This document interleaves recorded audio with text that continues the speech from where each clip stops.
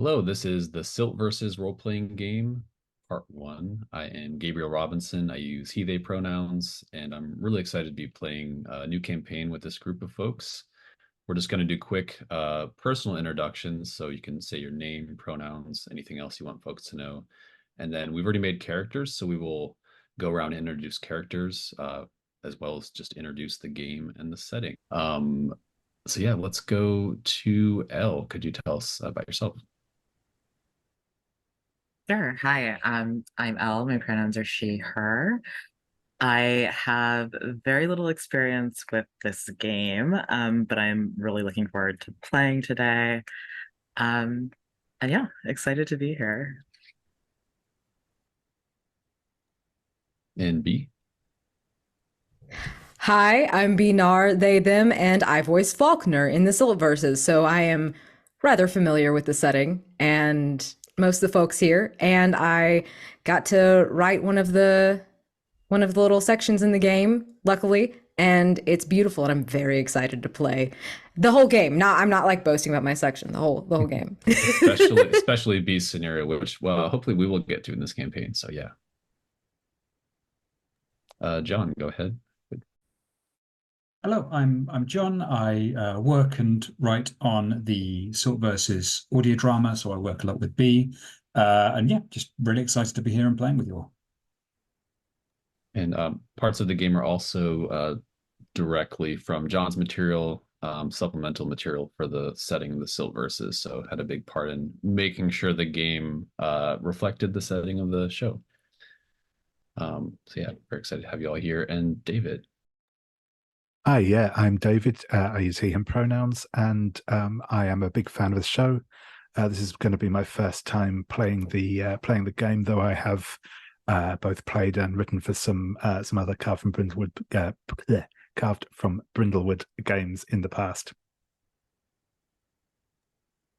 Awesome. Yeah. Excited about the range of experience here.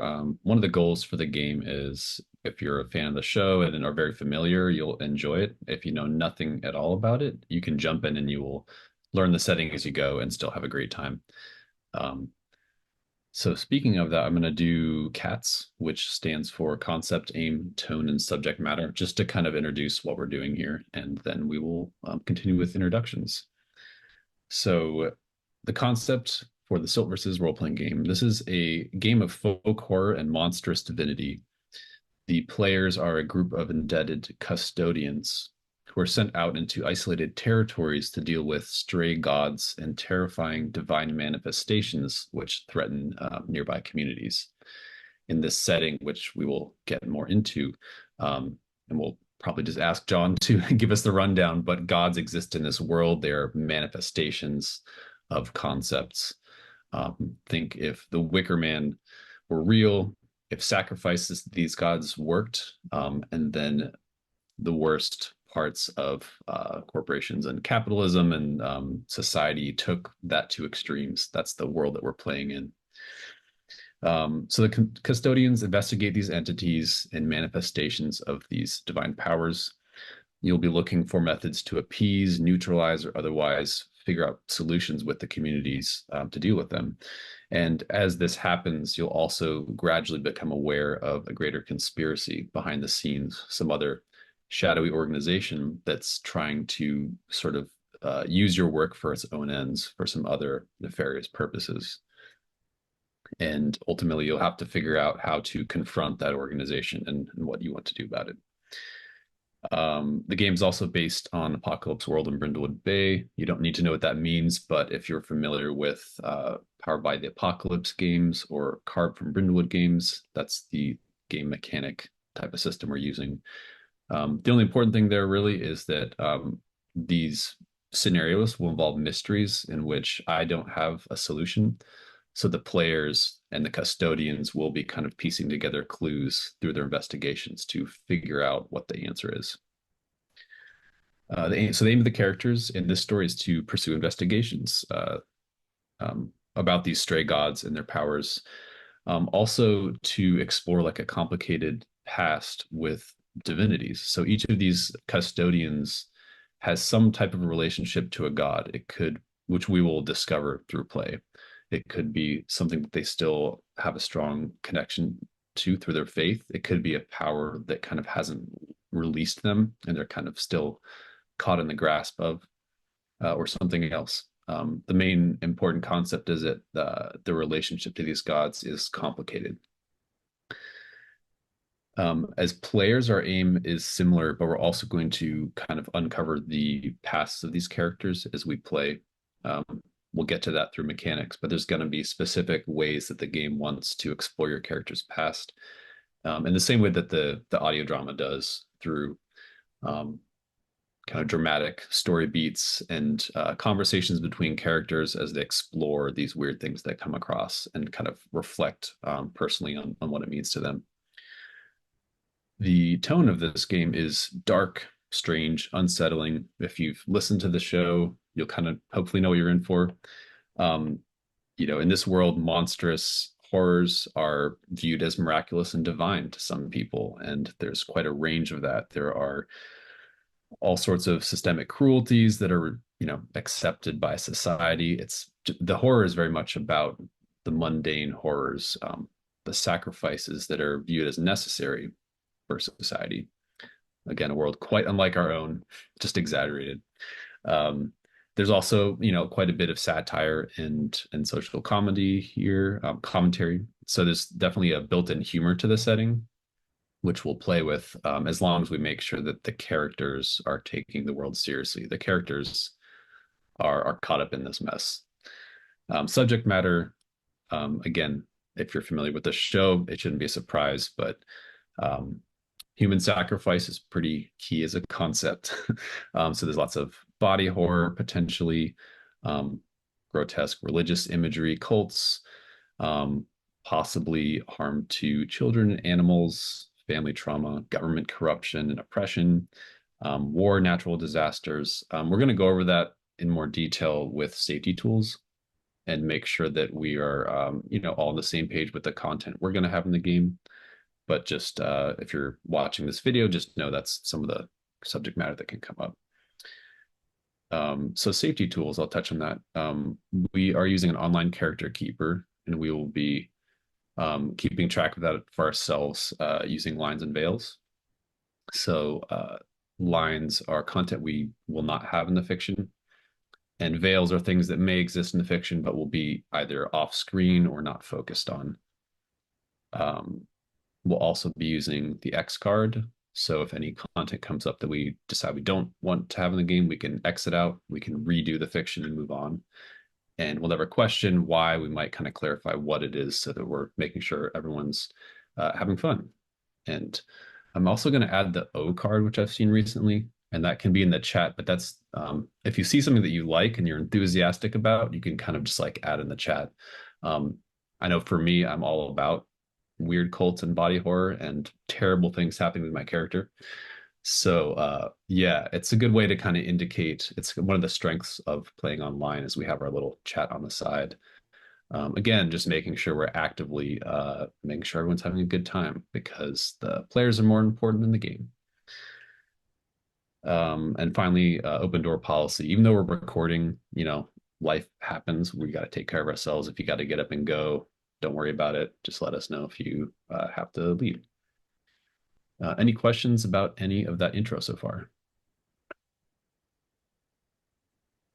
Cool. I know a lot of you have played a lot more than myself, so I'm counting on the experienced group here to help me fill in the gaps. We'll kind of double check on the lines and veils for ourselves during our break, but the group has already made characters, so let's go around and introduce the characters. You can just basically say the character's name, anything you've decided about their style and presentation, what faith sheet you've chosen, and for the rest of the group, just make sure that you're listening, because we're going to go back around and describe items that character might have on their personal altar. So we'll go in the order of the character keeper. So we could start with John and Dr. Raymond Quick. Sure. So I am going to be playing Dr. Raymond Quick, a follower of the Pox Martyr. Dr. Quick uses he, him pronouns, but I think that's more reflexive conservatism than anything else. Being a doctor is far more central to his identity than any notions of gender. His character style, he has extremely severely cut and combed silver hair, a look of cold disdain, and he's wearing the kind of clothes that a very expensive shop on the high street might call outdoorsman. So, they're good boots, but they're very, very clean and very untested. A long coat that it looks like it should be in a shoot rather than actually out in the wilderness. But he's wearing all these things because he's gone out and bought them for his assignment today.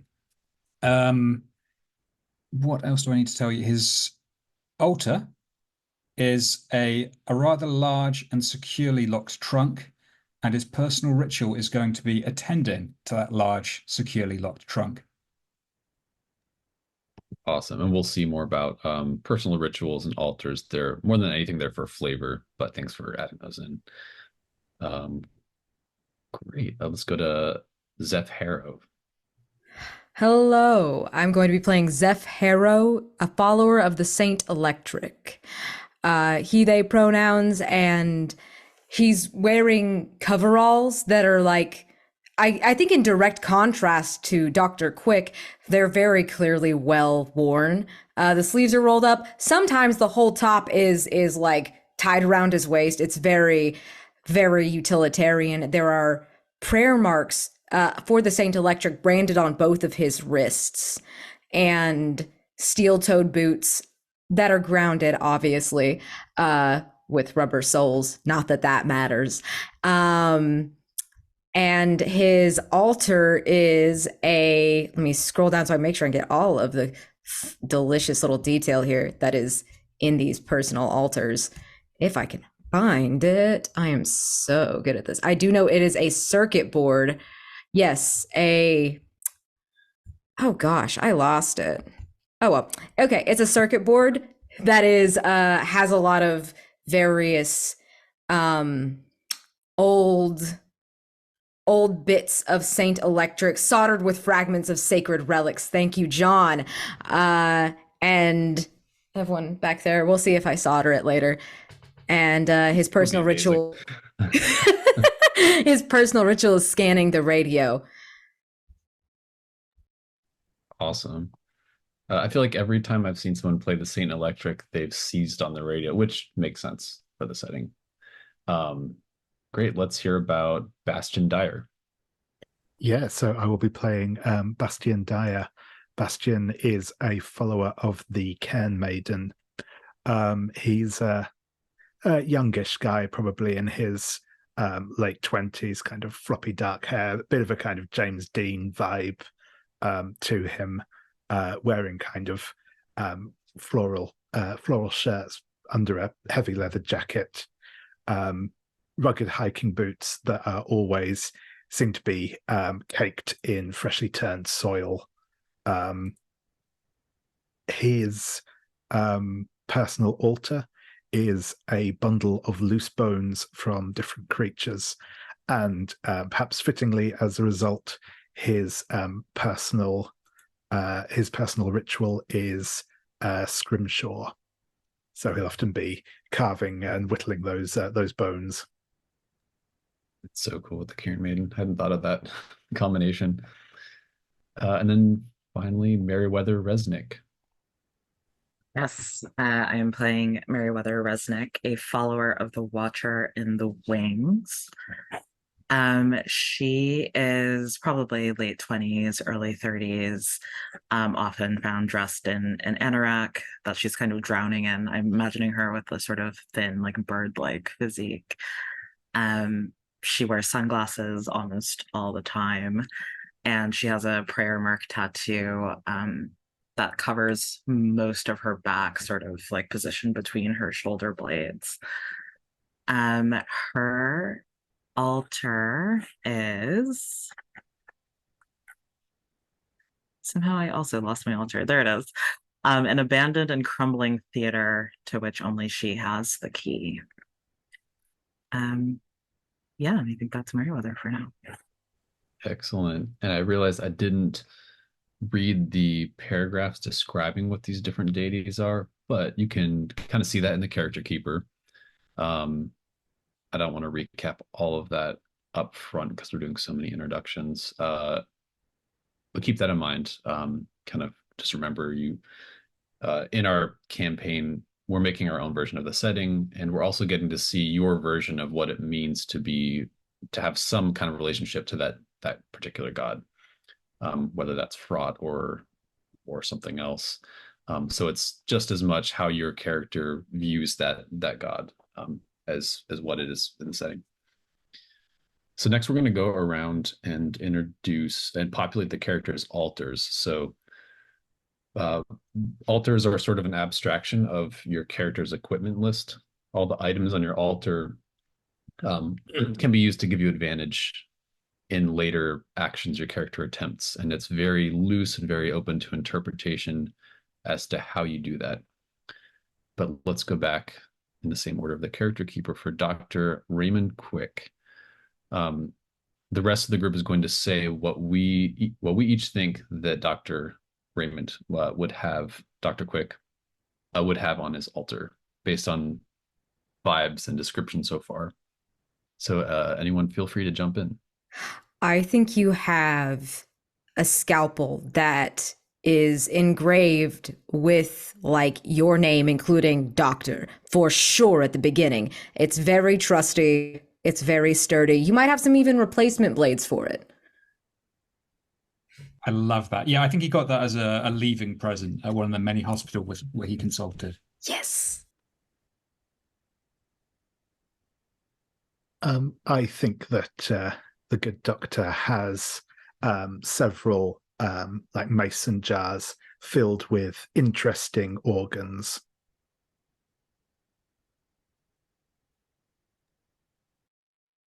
I think you have some kind of very official looking plaque. Maybe it's even no, let's say it's an award. Just stating your accomplishments. You can fill in however you want, whatever organization it might be, but thanking you for your extensive contributions and service. If anyone ever had any doubt that you're a real doctor.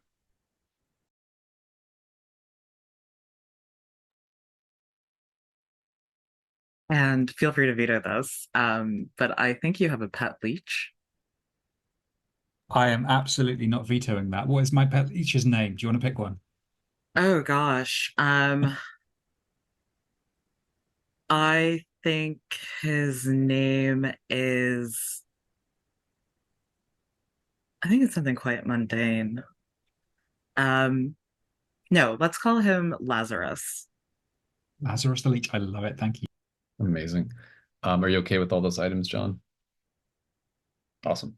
Then let's go to Zeph. What do we think that Zeph Harrow would have in their altar?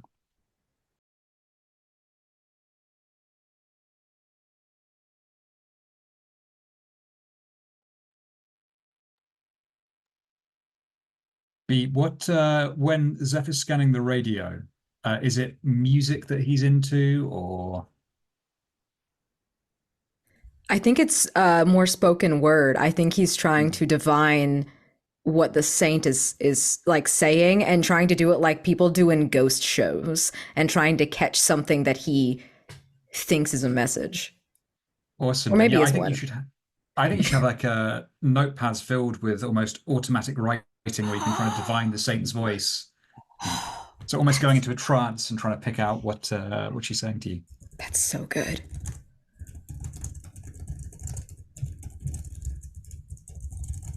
I have one, and then I'd be curious how you want to fill it in, B, but I think that Zeph has basically a scar somewhere on his body from lightning that has like created some form or symbol. You know, it's like a birthmark so that looks sick. like something. Yes. Yeah. Oh, that's so cool.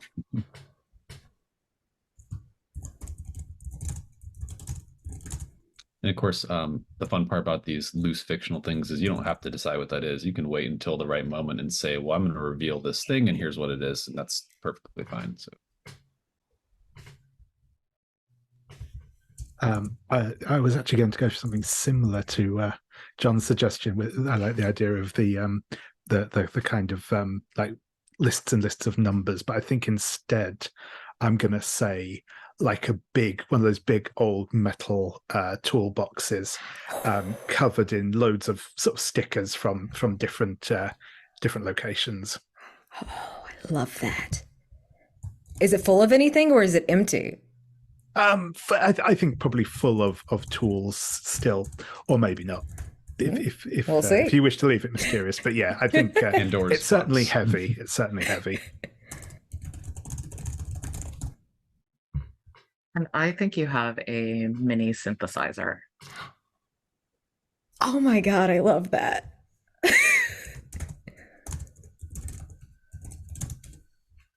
Absolutely delightful. 10 out of 10. Awesome. Happy with all those items, I take it. Cool. Yeah.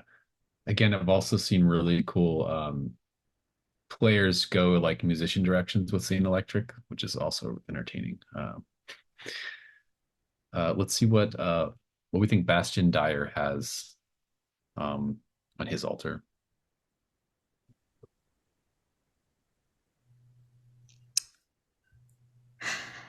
I think you have a shovel that is also similarly caked in that same freshly turned earth. Always, no matter what, that matches your boots. Perfect. Thank you.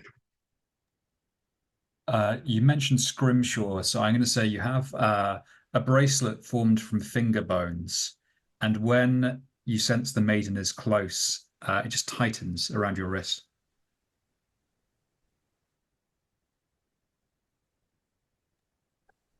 Awesome. Thank you. I think you have a lamp made out of your brother's skull.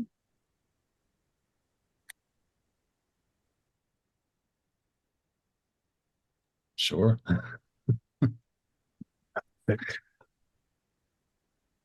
Amazing. Wow. I think you have a small it's kind of like a small prayer book, but it's of short sayings from different faiths, so that when you are comforting the dying or performing rites, it's sort of a way to reference or maybe touch on other like small verses or prayers that would be comforting to other people in addition to your own. Yeah, that's cool. Thank you.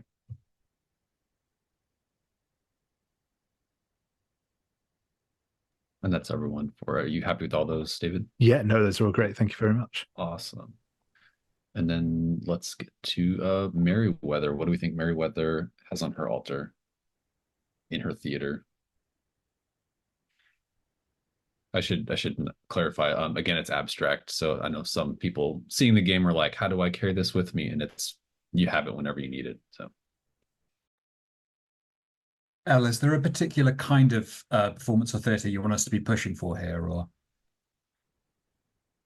I'm thinking going the stage acting route. Okay. Yeah.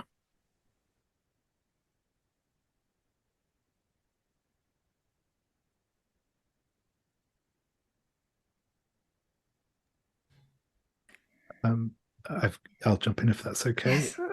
I think you have a collection of old playbills, vintage playbills kind of thing, of various actors and actresses in sort of various leading roles, all of them with like the big cancelled strip of paper across them. I love that. Thank you. Oh my gosh.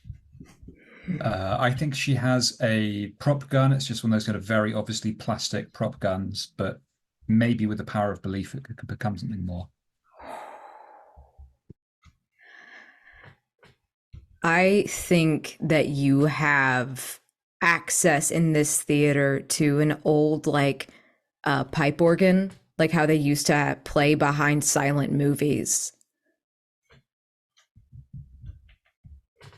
Yes, thank you. and I don't know how this really works. I'm sure with your abilities you'll fill it in, but I think you have a portable spotlight. So it's a lamp, it's a generator, it's some combination to where you could set up a spotlight wherever you want. Yeah, I can figure out a way to use that. I guess Seth could help you wire things up or whatever if you need to.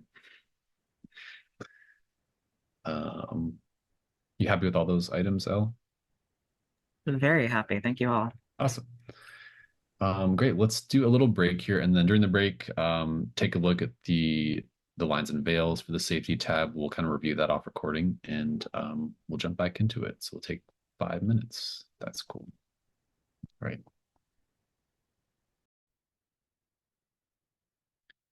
All right. So we've made our characters. We've reviewed our lines and veils, and we're going to get to see these characters go on their first assignment here shortly. Just another thing to mention about the setting. Again, we talked about content warnings. This is a setting with all kinds of horrible stuff in it, but the assumption of the setting and also what we're considering with our lines and veils is that, these custodians, these characters will be facing all kinds of horror. But the default setting this game is that things like their race, nationality, gender, sexuality, disability, neurodivergence are not social barriers. If a player wants to explore those things for their characters, we will discuss that as a group and check our lines and veils. I just wanted to mention that point of the setting. Any other questions about characters, setting, anything so far? Right. Definitely we'll learn as we go. So I'm going to mix it up. Sometimes keepers will use certain assignments for the first one, but some of us have already played some of those a couple times. So we're actually going to start with an assignment called the Floating Market. And I'll read the introduction and we'll get your characters into it. So the Floating Market. Fragments of black market divinities have been appearing among the goods sold at the floating market, a free-for-all bazaar that gathers at abandoned docks and fishing piers along the White Gull River. While such gatherings usually happen under the radar of local authorities, you've been informed that the goods arriving along the river present an increasing danger to the inland population. The Bureau, which you work for, which I suppose I haven't named, gosh, now I'm blanking on the name, of course. We'll come back to the Bureau. They're your bosses, essentially. They're sending you out on these assignments. They are telling you again that the nature of some of these divinely affected wares are not something that can be left to the police force, the Greater Glottage Police Department, because of a series of recent corruption investigations. So they want you to go out there and at least take a look and see what items in this market might actually present a threat. Who among this group do we think has had the most recent run-ins with the authorities?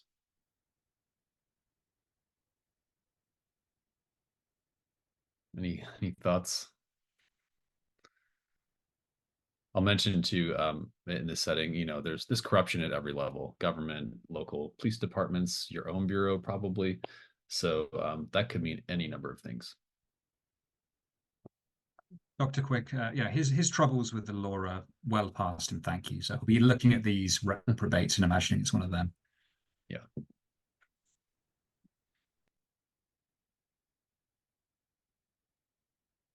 I can see it. Bastian possibly having had some run-ins with the law. As I say, he's a bit of a drifter, so I think kind of draws that sort of suspicion, and I think that's has obviously been around a few deaths that certainly seem more suspicious when he's there, put it that way. Yeah. I'll second that. That sounds Not right. necessarily commonly understood. Yeah. Oh yeah, thanks, John, for reminding me of the acronym I made up. The Bureau for the Investigation and Assimilation of Strayed Deities. which spells biased when it's written out, but someone didn't notice that. Unfortunately, now it's on all their letterhead.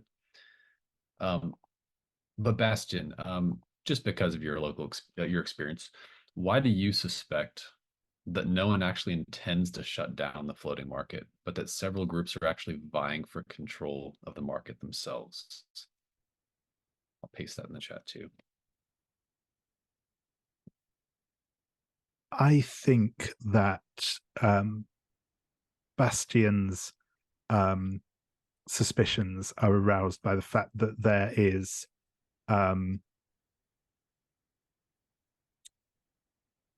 that just the number of people that have been investigating this. Obviously the police have been there, being sent there. There's other interests. Maybe an adjudicator or two have been kind of sent out this way. I think his suspicion as to what's going on is obviously this the trade in or the suspected trade in these kind of fragments of divinity is obviously it's very literally a source of power, and definitely something that's more useful to either control or track than just sort of destroy. Yeah, absolutely. And again, we're sort of doing the crash course run, just jump into the setting and figure it out as we go. But it would be relevant to mention that in this world, there, with all these gods, countless gods, there are formally legalized divinities, such as the Saint Electric, which are widely recognized and worshipped and sanctioned. And there are those that are deemed illegal for various reasons, whether political reasons or because they're means of sacrifice are seen as a little unsightly or crude. It doesn't mean that the legalized divinities don't also commit sacrifice, sometimes on a mass scale, but there's a spectrum there of how different gods are viewed. So for this, the way this works for this assignment, you have questions and opportunities, and these are all ways that you are going to be pursuing a solution. You have a few different options, and when you're ready, you'll decide which one to pursue. But the first question to answer for the group is, which illegal product presents the most serious danger to the public?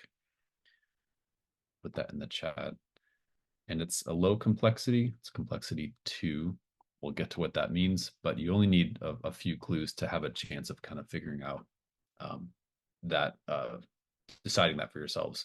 And then from there, you'll have other options. You can decide how the product can be neutralized, or how you could take advantage of the opportunities the market presents. You have a couple different approaches. You also have a section on your character sheet called the verses, which we'll get to when it comes up. But basically, if at any point you don't like the result of a dice roll, you can write a verse, which gives you kind of a prompt you get to narrate, and you can improve the result of the dice roll. So all the characters have a set of those, but each assignment also has a unique one. So this assignment has an extra verse you can mark if you want, called the Verse of Promise Deliverance. I'll paste that in the chat. If anyone decides to mark this during the investigation, each custodian will recall an advertisement for a divinely branded product and the benefits it promised that seemed too good to be true. Paste didn't work. I'll come back to that. So just know that you have extra tools like that available to you if things go poorly. You have quite a bit of narrative control as players. But you're not quite at the market. You are traveling somehow, and I'd be really curious to just get a glimpse of how this group travels together. Are you in the same vehicle? Are you meeting up? And also just kind of, if we're seeing this on screen, what your character's doing as they're traveling from place to place. I'm always of the mind that it's more interesting if we're all together, if we're all traveling together, whether or not we like each other. It seems like the Bureau might have some sort of vehicle that they give out. Maybe it's probably not awesome, but it gets you to and fro, gets you all there together. That way we don't have any stragglers and we're actually working. What does everyone think of that? Much as the good doctor hates it, I think that's very valid. We should all be in the same stinky van. Yeah. Yeah, it's important that it's stinky. Oh yeah, it's terrible. It's that the seats are peeling. It hasn't been cleaned ever, probably. It's just a terrible, terrible thing. Who's driving it?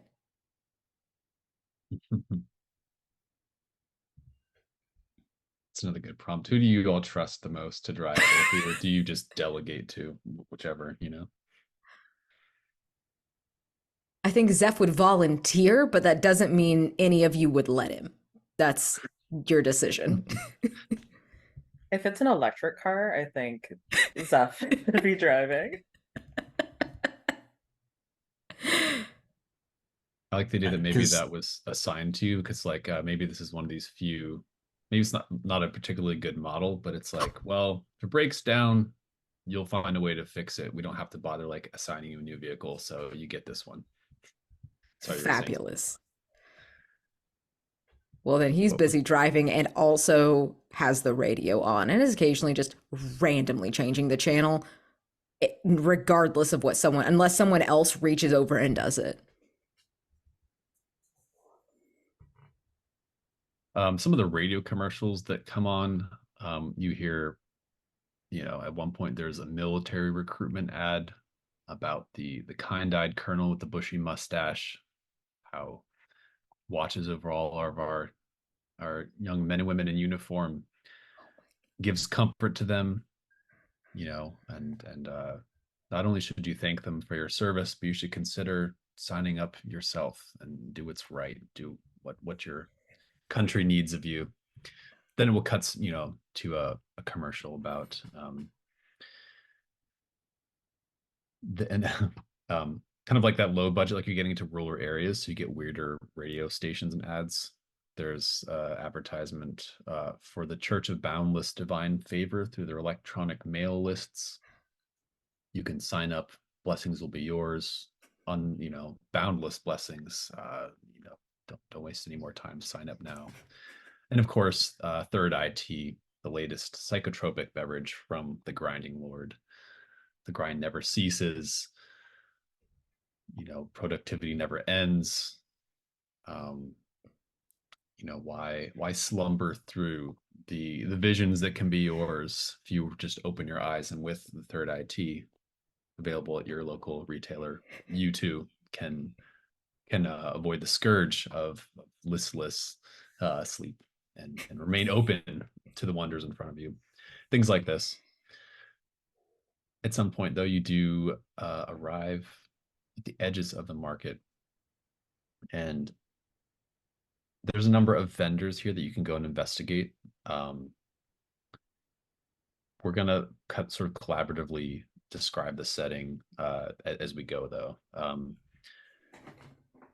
I think just at a glance as you approach, this is called the floating market, but as the group, do you think this is literal little boats? Is it like a pier? Is it barges? I think you've seen this kind of thing before, but this particular market, what's your inclination? Is it like partially a site that just like a pier that gets a market set up at, or is it literally it moves down the river and it's just stopped and tied up at this particular location? I think it's fun if it's maybe a flotilla of boats which are just about tied together, a stall in a different boat, people scrambling from one to another to visit different stalls. Nice. Absolutely. Yeah, I love that. So the lines are kind of a mess. You might see a vendor further down you like to get to, but you have to like wait and like step boat to boat, and there's a little gang planks, a lot of improvised. Sometimes just a ladder has been like laid over between boats, so you got to be very careful not to just like get your ankle caught. Let's see. Somewhere in the middle of the flotilla, as you're like walking up, you hear people shouting an alarm as some sort of package hisses, kind of crackles. There's like a flash of light, and someone hurls it over into the water, and there's this churning and gurgling and steaming. And you hear arguing. You can't tell if it's, in disagreement over some product or if people are trying to haggle. I think you see someone trying to like fish it back out. And I'll list the vendors. You can kind of get at a glance. There's signs that you see for somewhere called Speedy Supplications. A sort of antique newspaper stall with all sorts of miracle cards on this old shipping barge, invocations from different faiths. There is Revel Among Ruins, inspired gifts for all occasions. This sort of garish carnival booth that's on this dilapidated tugboat. There is Guddle and Croak Incorporated, spiritual afflictions removed. This other small barge where a pair of pox monks are offering various cures and treatments. There's an antique barge called Relics Reborn. And there is sort of a grill called Salt and Smoke that's sort of suspended between, I always forget what it's called, but the two boats that are connected. The grill's kind of right in the middle over the water. And there's Jones and Company, which is theological containment and dissolution services. There's sort of floating geodesic dome with this boat kind of at a small distance where they seem to maybe handle dangerous materials for you. So I guess I would be curious. Couple of things. Which one of those vendors might sound interesting to your character, or because again, you're just here to do another job. It's largely thankless work. We're going to explore why you're a custodian, and it's not for anything good. And so, you have your own agendas too. Is there something that you might be interested in just shopping around for? And you'll get to the investigation as well. So I'd be kind of curious what approach each character takes. If you decide to team up, if you want to go off on your own, give us a sense of your just first instinct of where you'd like to go in this market.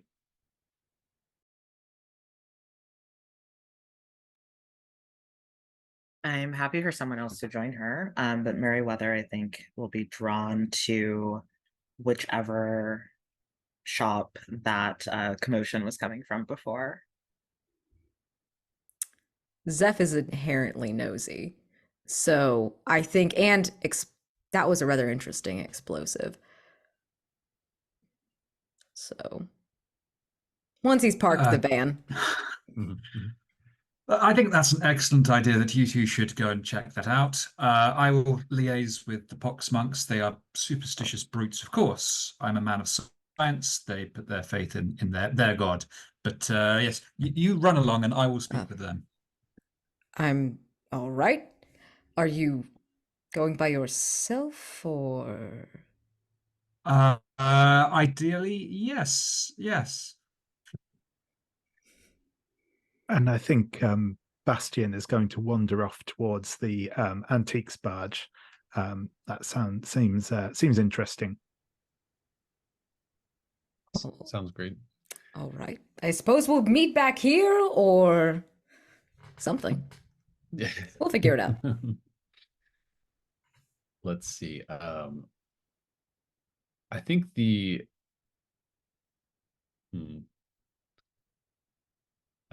had not decided where the explosion would come from, or an explosion, but the flash of light. I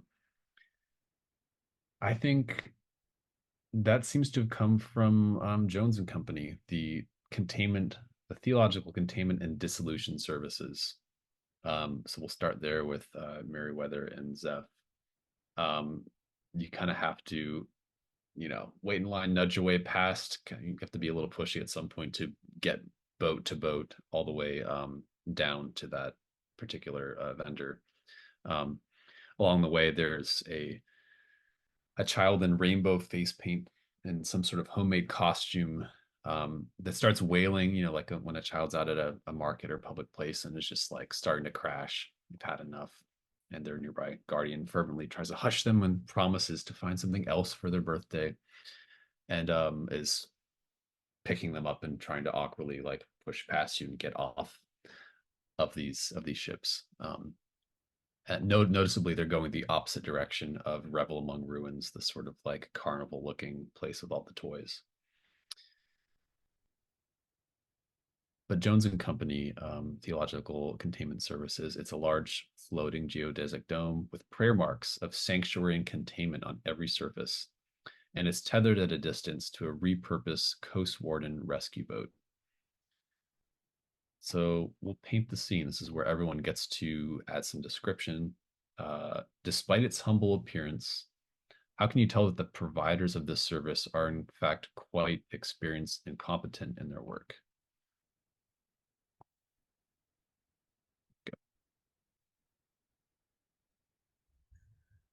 I think everything is really well built. Like it's not fancy, it's not expensive, but nothing is falling apart visibly. It's all quite well maintained. I also imagine there's maybe some kind of fail safe. So should the cops come in a hurry, just to dump cargo very quickly over the side. So like some very carefully knotted lines, carefully positioned trunks and cases.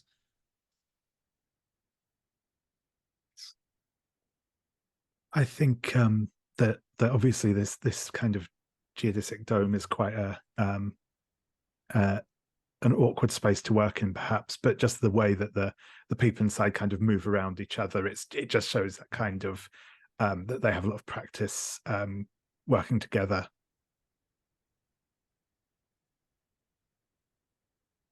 And I think there's at least one thing here that requires almost constant prayer to keep contained, like kind of a second line of defense after the prayer marks. And the employees of Jones and Company are really adept at picking up the prayer when their colleague has to drop it. So if one person starts talking to a prospective client, the person next to them knows immediately to jump in and continue the constant prayer. That's amazing. I did not even think about people being inside of the dome either. I was a surface there, so that's really interesting. So I like that it's like clear and there's people inside. I think as you approach, that's the first thing you notice is there is this frighteningly tall figure, kind of knotted forearms that are just kind of like slick up to the shoulder and some kind of like oil. Um, they're wearing this full face mask, goggles, some sort of heavy utility belt. Um, Hard to tell if they're tools or ritual weapons. They look, pretty intimidating, whatever the purpose is. And they're not really paying any attention to other customers or other workers on this barge. They seem to be, I think, at the center of the dome. There's like a small, maybe there's like a what's the word? Like a footpath around. In the center, it's like open water. And this figure is just kind of like hunched there, staring intently down to the water and kind of muttering something. And you get the sense it's an ongoing incantation of some sort. You also see there's another, looks like an employee in a wheelchair, double amputee, has this like some kind of like vintage captain's hat, maybe. And it's talking to a recorder and then talking to some other customer. Kind of looks like they're making the rounds, inspecting things. And there's a couple other like clients and employees here and there. What do you do? I mean, I look to Meriwether because she was the one who started this. She was like, "Let's go here." Looked at her like, "After you, go up, please." I think Meriwether leads us toward Jones and Company holding like a kind of old beat up camcorder in her hands. And I think when we're almost all the way there, she'll turn back to Zeph. With the camcorder clearly on, you can see the beeping red light. And she says, "Hey Zeph, smile." Hi, what is this? Hi, why are we recording? I thought it would be fun to document our assignments from now on, shake things up a little bit.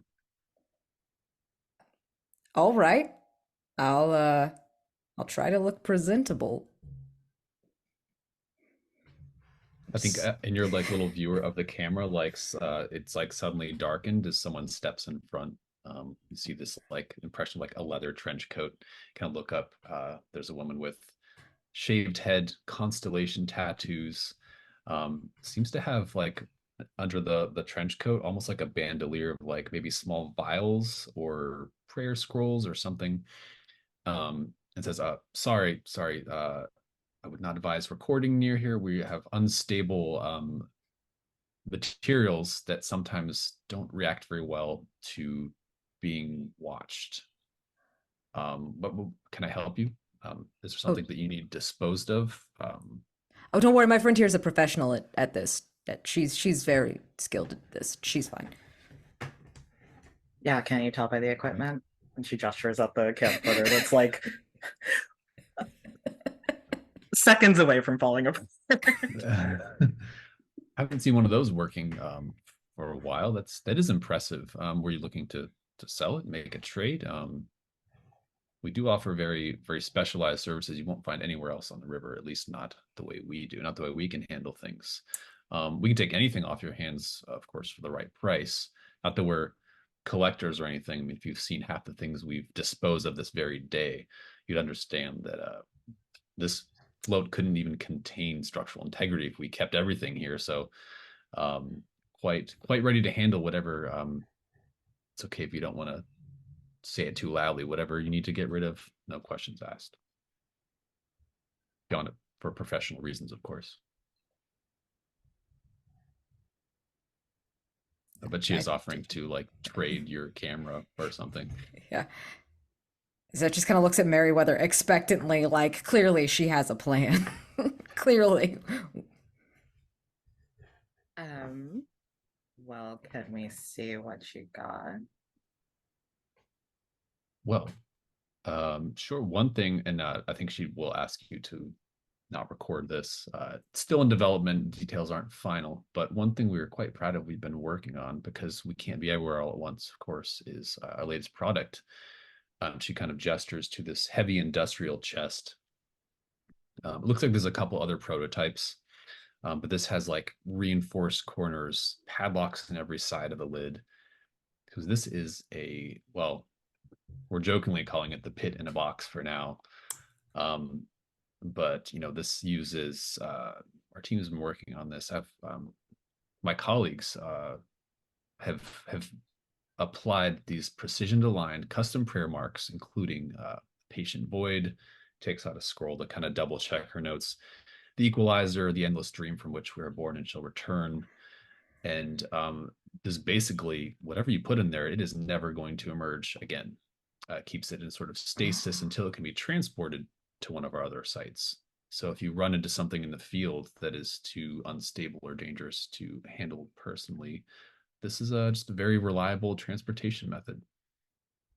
So you put it in and it's gone forever, or you can take it back out, it sounds like.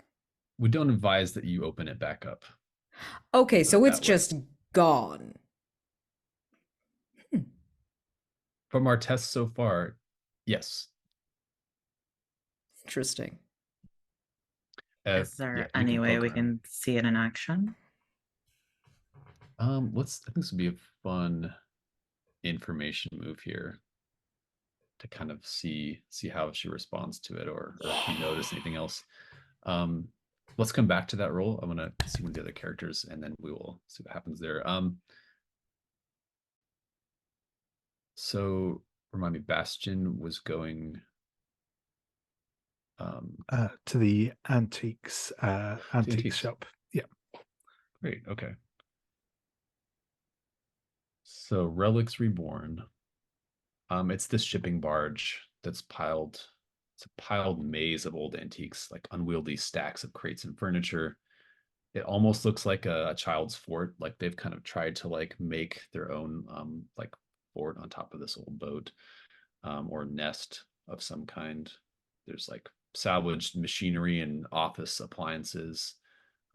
Even what looks like an abandoned idol or a piece of an idol here or there in the clutter.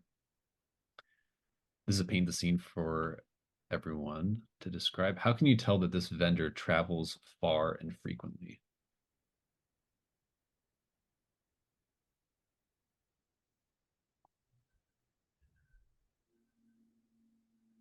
I think there are antiques or like little items with prayer marks of gods no one around here has ever heard of. Like, we haven't heard of them, we don't recognize them. They're clearly from somewhere else. They're some niche sect from goodness knows where. I think there's also a lot of security around the barge. It looks almost as if everything has been locked away very securely in cages, behind padlocks, and it's only just been taken out for this particular night.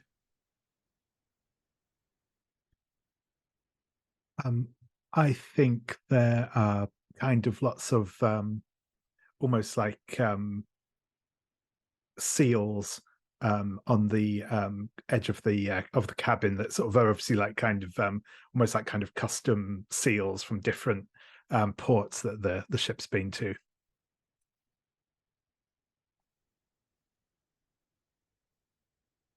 I think the dealer greets prospective customers in like tens of languages and dialects, kind of cycles through them until they got to one that the customer recognizes, always with perfect accent. Oh, nice. I won't even attempt to role play that, but that's amazing. Pretend that that's what's happening. So yeah, Bastion, you're able to, as we've described, there's some security barge, but they're eyeing you as you step on board. But of course, everyone's here to shop. They let you look around. Um, it very much feels like you step inside an old antique shop. You kind of wind your way through and look around. Are you?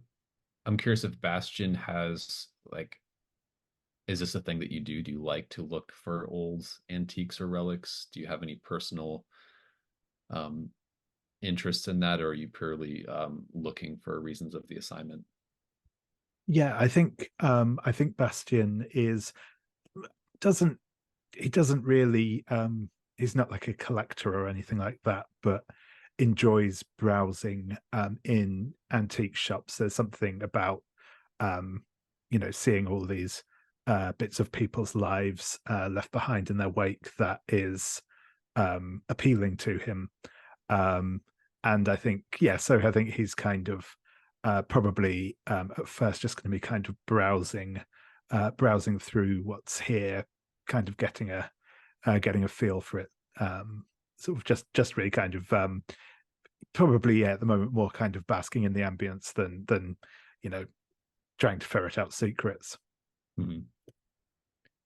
If you've kind of walked a little bit further into the stacks of antiques, um, you hear someone kind of off to the side say, you're not distracted by the gaudy baubles up front. I can tell you're a man of taste. Um, you have a taste for the finer things, and let me assure you, everything here is a genuine article.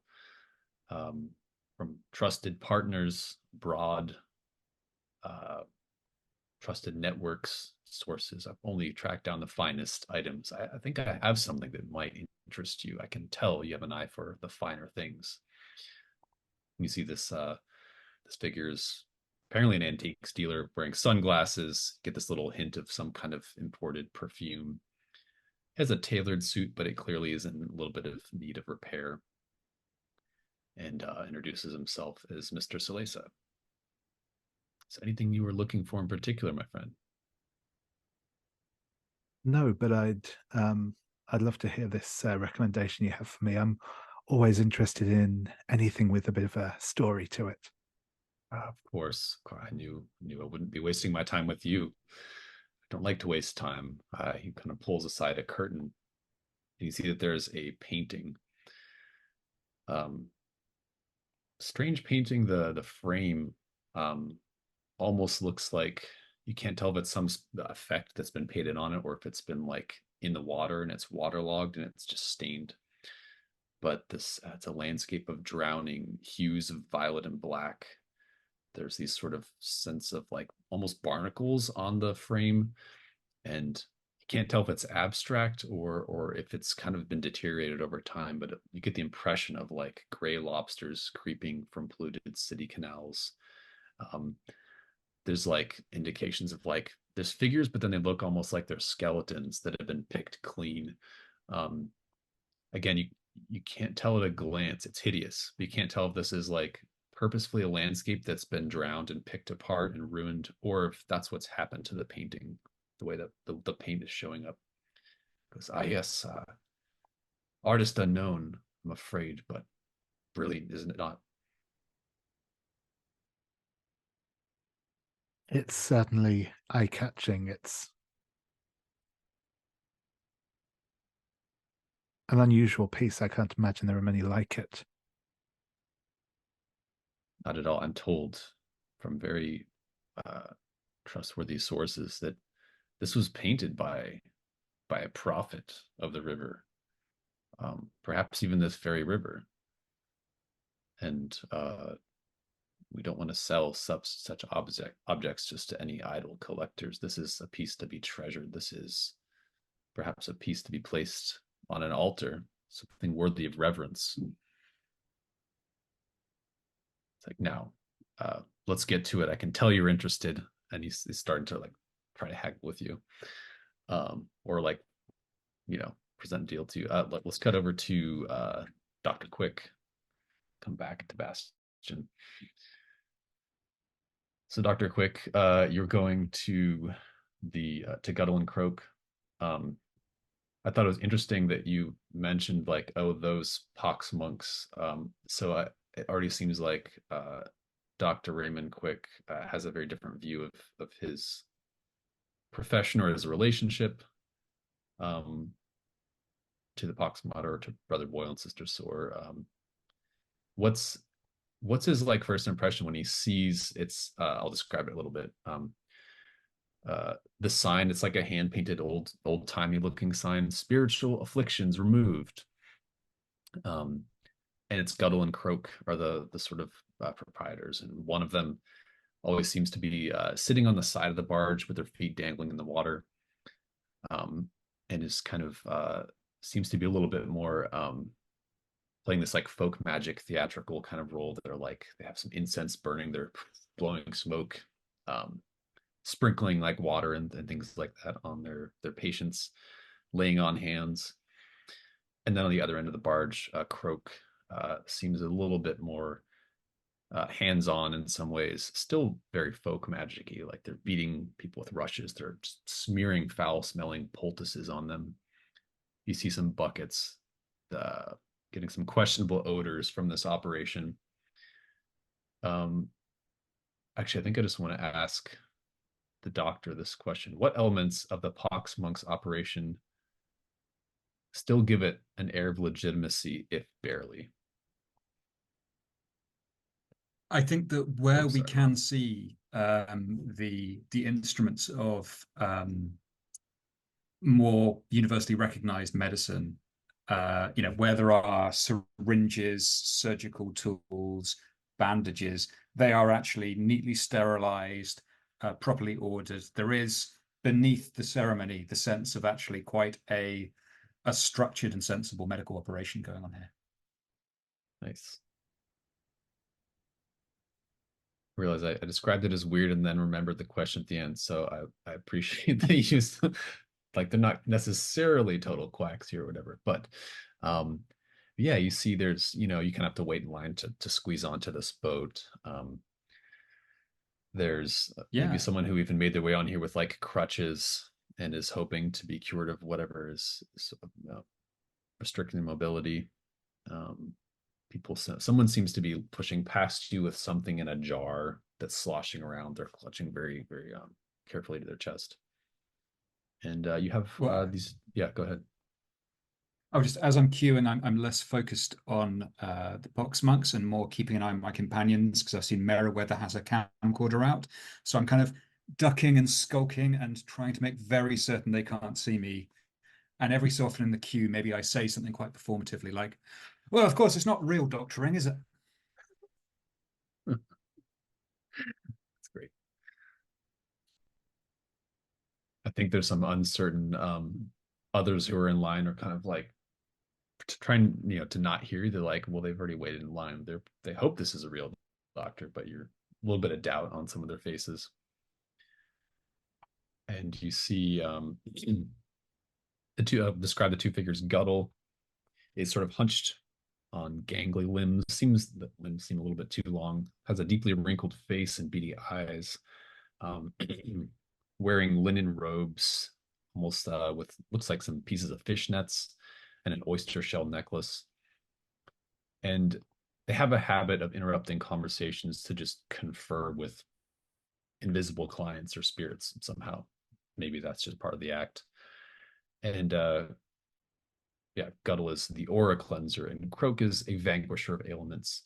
Um, they have bulging, unblinking eyes, clammy skin. They wear this big, bulky, wrinkled pea coat, which always seems to be damp. And kind of have a deep, gurgling voice. And I think you notice this as you're in line. They kind of like duck away in an odd moment to some buckets and just like reach in, eat some kind of snack, push the lid back down, blink, and kind of go back to business. And go, what brings you, or what ails you? Afflictions we can remove through means both old and new, traditional and cutting edge innovation. Afflictions of the body or the mind, the spirit. Dr. Quick is going to just stride right past Guttle, past the kind of incense clouds. Like, no, none of that for me, thank you. To Croak, because Croak seems like more of a decision maker. And I'll just give Croak the handshake of the Pox monks and just say very quietly and under my breath, I am a fellow of the Retchman's Order, a doctor, former consultant at Bloods University Hospital. These are my credentials. I'm going to present from my altar my award certification as if it's almost an FBI badge. Yeah. I was hoping to speak with you and trusting to rely upon your professional discretion as colleagues. Oh, excellent. Let's do, yeah, it's like kind of blinks, taken back, squints to inspect the badge here, and it's like, oh, very well. Not often we see another of the order coming our way. Of course, I was glad to confer among colleagues, try to straighten up his jacket a little bit.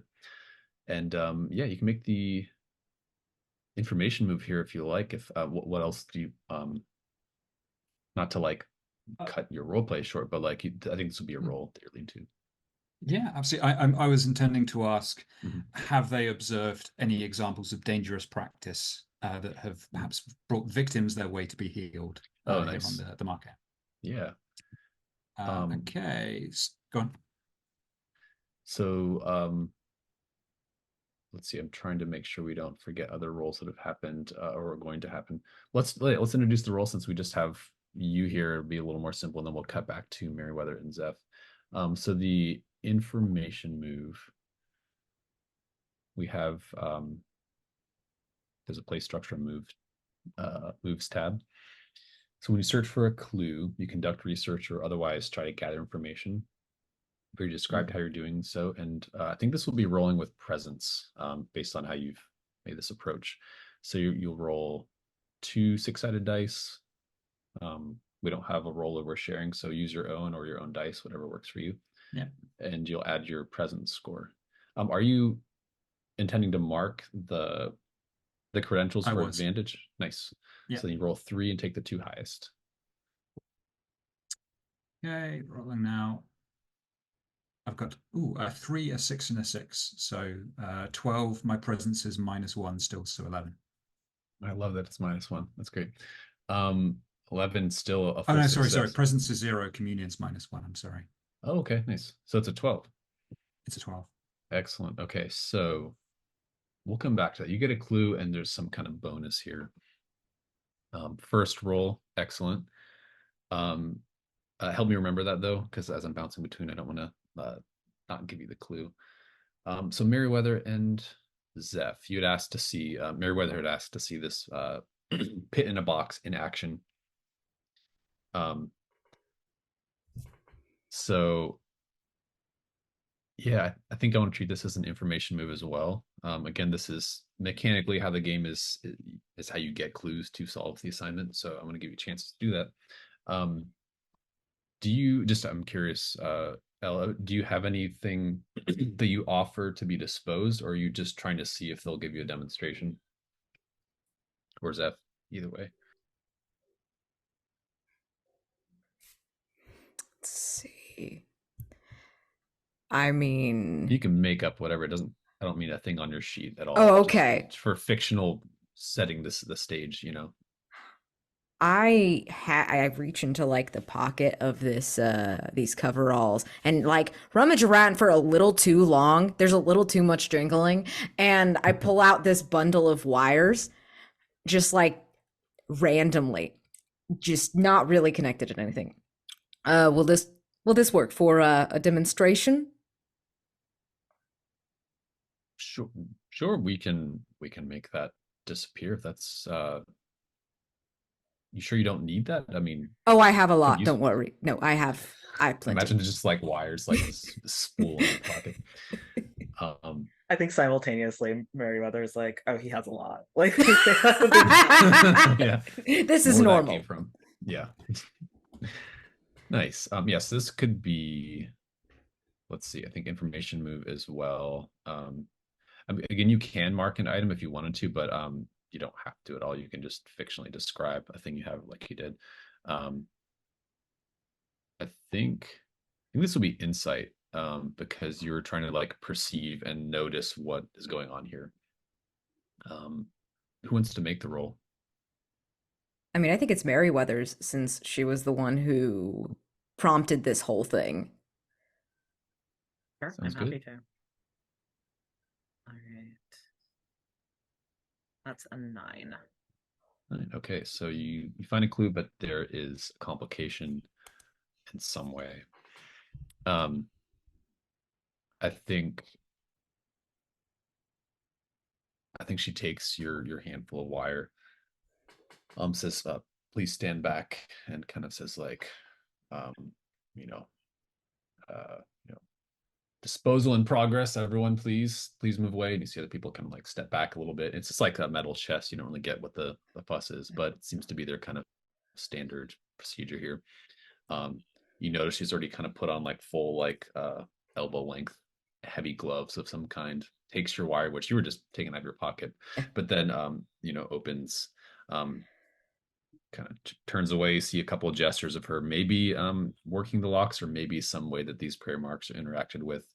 Sort of a hiss as the lid is opened, your wires placed inside, and closes the lid and is kind of double checking like a scroll, I think, for the different incantations, and is going back over those names that she mentioned of the sort of different forces that they're apparently the combination is what makes this work.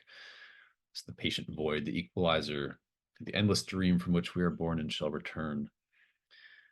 And I think as she's doing this, you notice there's kind of maybe one of the prototype boxes has a warning on the side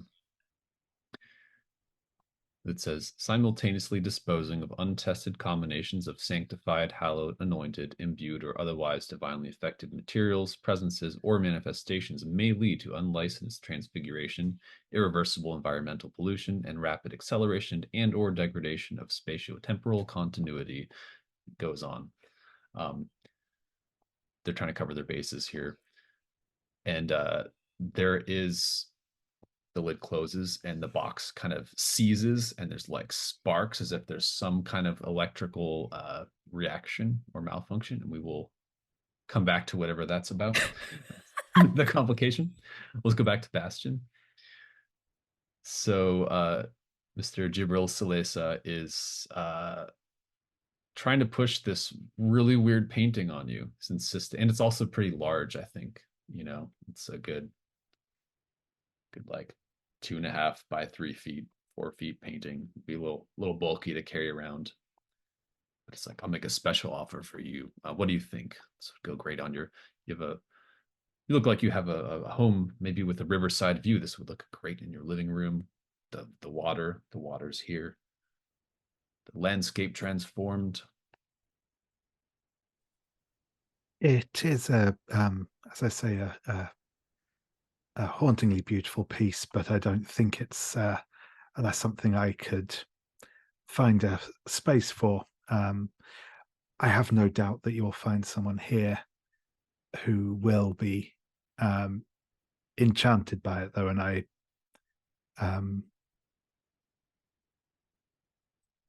but what have there been any other items of this quality that you can have passed through here? Nice. Yeah, let's do the information move as well. I think presence. Yeah, that sounds fair. Yeah.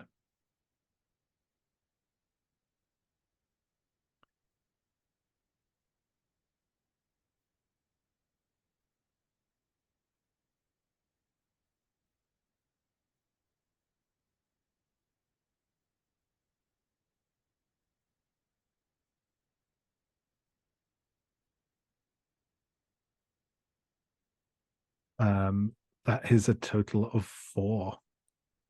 Nice. I believe 4. that's presence is 0. Yep, that's right. Yeah. All right. That's a miss. So yeah, 6 or less is a miss, and the way this and Par from Brindlewood games work is we'll narrate the sort of bad thing happening, and you can choose if you want to go through with that or if you want to write a verse. We haven't really set the stakes for anything super dangerous, so if there ever were pretty serious consequences, we would telegraph that a little bit more. But I think as you're kind of saying this and trying to like move on to the subject, I think you're noticing that like you're not even particularly trying to look at the painting, but you're kind of like seeing it over your shoulder, and like the paint swirls are just moving, and you get this sense that like the waters are moving. You're feeling yourself almost being drawn in to those muddy purples and reds. You like your sort of tunnel vision is starting to happen, and you see a part of the water near some of those like skeletal looking figures starts to become a muddy red, like they're just starting to bleed, and the paint starts to drip, and you just see it start to kind of ooze and like spread across the floor towards you, and you feel yourself kind of growing heavy, almost as if you were sinking in water. And this will be something that you will need to be rescued from, as there's some effect of this painting drawing you in. It'll be another roll to kind of like deal with that if you want, or you can choose to write a verse. I think I'm going to go with that. That's a fun situation to end up in, I think. So yeah, I think I'll let that stand. Excellent. I think this would be a great time to take another 5-minute break and let me catch up on clues. So let's do that. We'll come back in 5.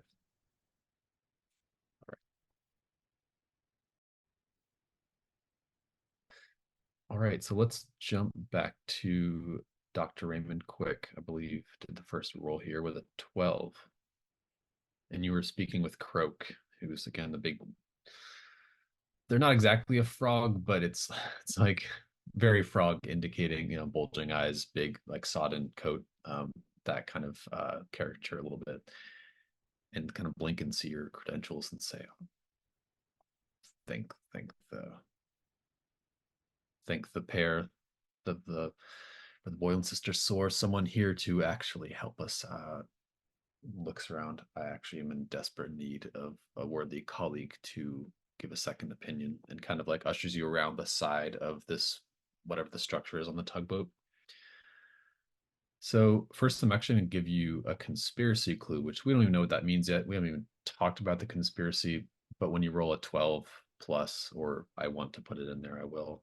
So the clue is a body carelessly disposed of, bearing signs of attempted hallowing or partial sainthood. and just ask you, John, how can Dr. Raymond tell that that is what's at least been attempted here visually?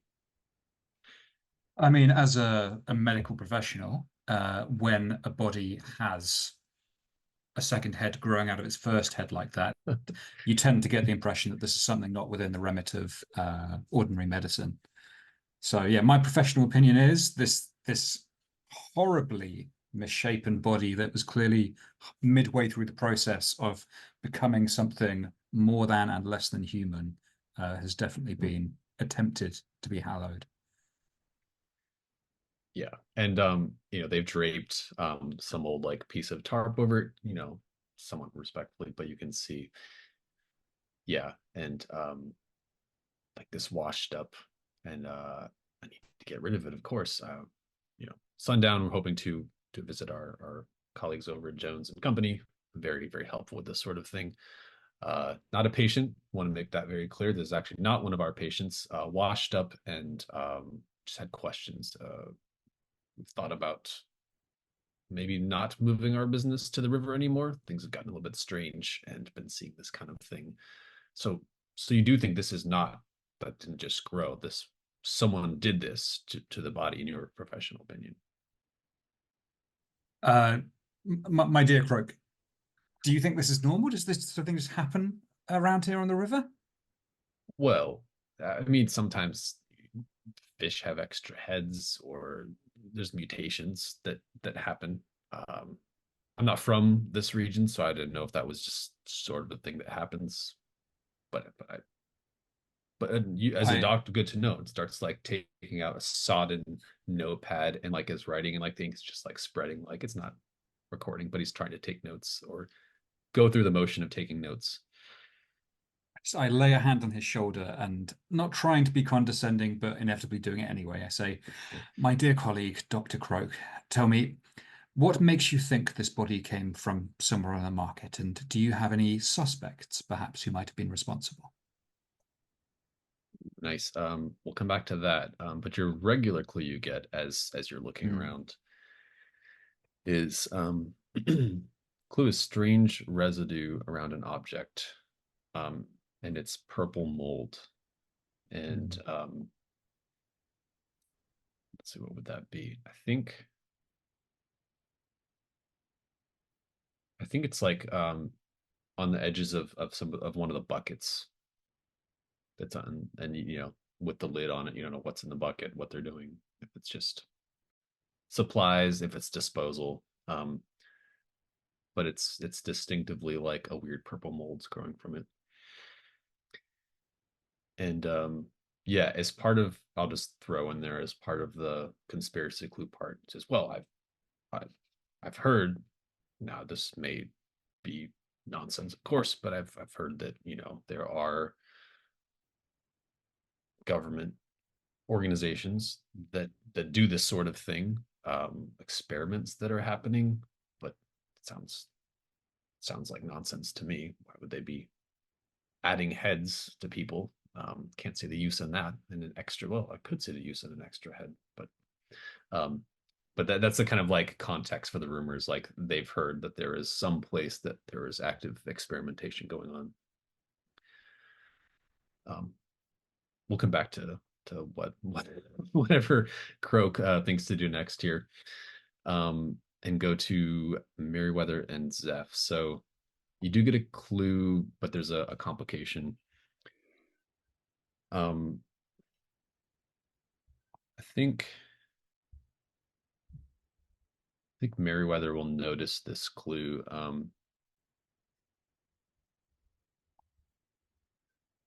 Maybe as there's this like violent shaking of the chest, there's like sparks.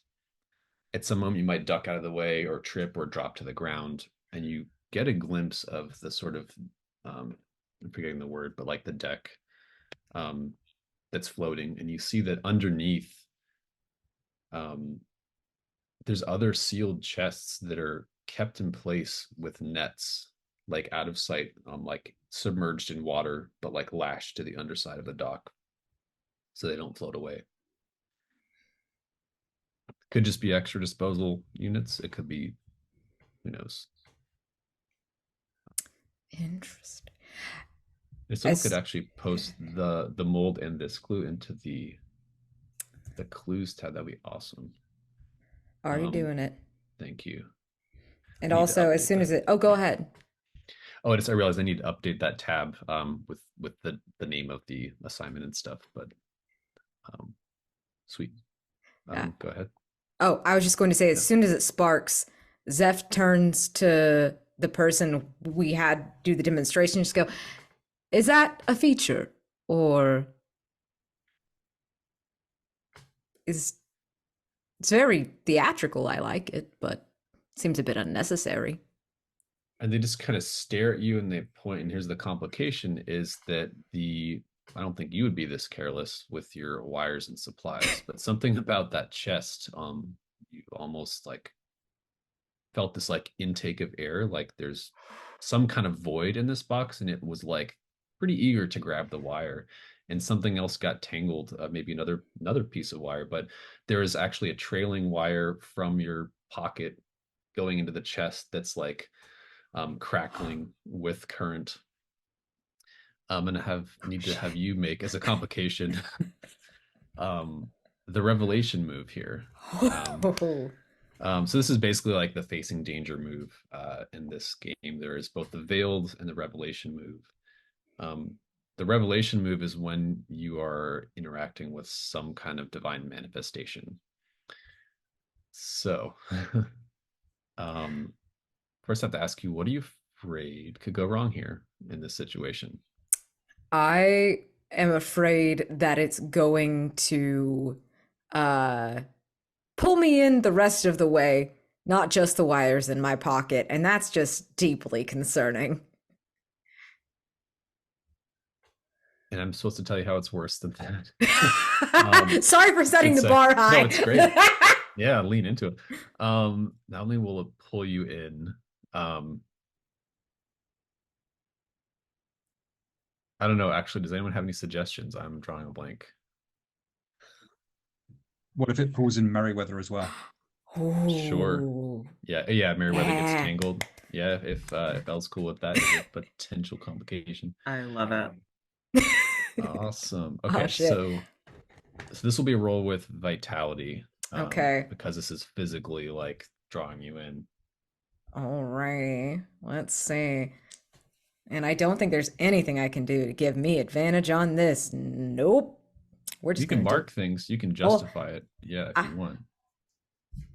I'm happy to see just things go awfully, but yeah, I was like, I think you absolutely can. I think I'll roll, see where we are in it. If I need to, I don't mind being the first to mark a verse. Okay. Oh, okay. What's my vitality? It's a 0, but I got a math 6 + 4, 10. Wow. Okay. You actually hold steady. Nobody dies. Avoid this complication. Describe what it looks like. I think at first we see Zeph kind of looks offended that it's still trying to take the rest of his wires. Those are his. Thank you very much. And he foolishly tries to grab them and it zaps him, but he doesn't react really as much as a person should to getting mildly electrocuted. He just kind of, just looks annoyed, but these are Zeph's emotional support wires. You're correct, Elle. But he manages to get a little wire cutter out of another pocket and snip it. And swoop, it zoops into the chest, and he manages to just shove the rest in his pocket, looking just frankly, this whole thing just seems like, even though it was very close to killing both of them and maybe everyone on this entire it's over the water dome. too. Yeah. So. Oh yeah, it's definitely would have just killed everyone. Should have thought of that. Yeah. Yeah. He looks just. Ugh. Is this really supposed to do that? That seems. You really need to test this more. Goodness gracious! And if Merryweather did fall, like sort of trip back while we all sort of I kind of offer to help her up after I've been annoyed at this one of the Jones employees that we met. Yeah, Yeah. Yeah. um she'll get up with Zeph's help, but it's like very clear that she's way more concerned about her camcorder and whether it's okay than like whether anything was about to happen to her. Awesome. It was like on the edge, like it could have fallen in, but you're lucky. You're managed to salvage it. I haven't actually mentioned her name. It's Calamity Jones, you realize. Oh, that's such a good name. So sorry about that. That's well, that is interesting. Take some notes. Very. Seems to react, this is why, of course, there is the warning sign, and we go through these procedures if you're to operate it yourself, but certain materials can be particularly attracted to the void, to the pit. And so that's, of course, why we review all, says this a bit more loudly, especially directed towards the gentleman in the wheelchair. Review all safety procedures, cover all our bases here. You see the other gentleman's rolling over. Again, he actually takes out like a monocle now with his like captain's hat. Recording notes, starts saying, latest example, rapid disposal, perhaps a bit more rapid. We'll have to fine tune some of the prey marks, and clicks it off and says, now what's all this trouble over here? We're very, run a tight ship around here. Can't just go throwing anything into our disposal pits. Have you gone through the proper procedures here? Miss Jones will take care of this for you. You aren't supposed to go testing these things yourselves. They were very fine wires. I'm sure I think they could pass any sort of inspection. I wouldn't worry about that. It's fine. It's fine. We were just a demonstration of your, and he looks over to Merriweather, a fine product. Yeah, just window shopping. You know how it is. I don't think we need to go through any procedures and protocols. I think we've seen what we need to see, right? So Absolutely. It was fabulous. Thank you so much. I think we did it. I think this was great. 5 stars. 10 out of 10, no notes. Should you find yourself in need of our services, she'll give you like a business card. And I do believe you will find yourself in need of our services at some point, fellow custodians, because I know how it is. I've been there. Interesting. You have, huh? Have you seen anything interesting? Nice. Let's do an information move. If you want to kind of interview a little bit here. Yep. Yeah, just a little as we're leaving. Oh, sorry. Let's come back to the roll. Yes, please do. I want to see Let's get Bastion's Bastion. predicament. So I think with the miss, David wanted to like roll with that. We'll give you a condition here and then see what's next. But I'm just gonna completely rip this off from the show and say that you have a condition called the drowning song. As this painting, you're now starting to hear currents, hearing some sort of like beckoning, or like almost just like a lonely voice, but it's seems to be like in time with like the movement of this like paint that's becoming actual water. Find yourself stumbling and drawn into it. If you don't want to write a verse, I think this will also be the revelation move to sort of gather yourself up and like pull away from the effect here, unless you want to do something different. I don't know. What do you think? No, that sounds good. I think that Bastion's instinct will be after kind of surrendering himself to the sensations for a moment to then try and kind of pull back out of it. So I think the revelation move makes sense there. Great. What are you afraid could go wrong here if you can't keep it together? I mean, very, very similar to our previous scene, but I think that Bastion is going to be drawn into the picture. Yeah, absolutely. I have to tell you, it's worse than that. I think that if you draw into the picture, you will sort of become another voice within the painting, another figure that will then draw other innocent bystanders in. And maybe for you, what's worse than that is like it will draw people in before it should have been their time. Awesome. Awesome. Yeah. So this would be a roll with communion. Sure thing. Yeah. And again, you don't have to, but mechanically, if you want to mark things, you can do that for advantage. But I think otherwise it will be disadvantaged because of that condition.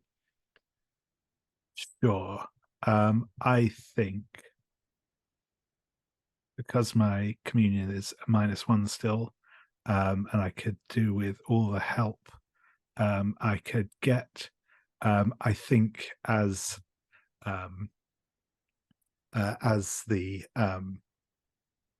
as Bastian is staring into this painting and feeling kind of himself sinking into the sort of painted waters, I think there's a sudden sharp burst of pain as the bracelet tightens around his wrist.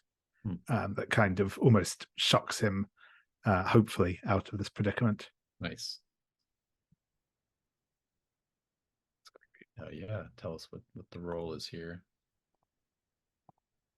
Well, sorry, that's it would be regular roll, no longer disadvantage. Yeah. So that is a roll of a 10. So with my -1, that is a 9. Amazing. Everyone's pulling through here so far. So on a 7 to 9, you hold steady, but there is a complication. I like how you described the bracelet tightening and pulling you back a little bit. I think the complication is simply that until you clear that condition, like that's going to persist. You will start to basically hear this murmuring of the waters, sort of calling you, beckoning you to look below to see what secrets they have to offer you, and that may interfere with your attention later. That may be difficult, but that is sort of an ongoing. That's okay with you. No, kind of that weird sounds good. auditory background thing. Yeah. Messing with you. Perfect. I think Gabriel Salesa sees you, claps you on the shoulder, and says, little too much for you to take in. Hey, maybe you need to go have a meal, take a break, go have something to drink. Come back, think about it. But I wouldn't lie to you. You can tell this packs a punch, right? It's a real treasure, real presence to these things. It kind of laughs and lets you go on your way if you wish to. Bastian will kind of say, yes, thank you. It's I'm sure I will be back, and he'll kind of glance over to the painting and then make his way back out onto the deck. Nice. I recommend Salt and Smokes, usually open at this time. Do local supplies, local seafood, that sort of thing.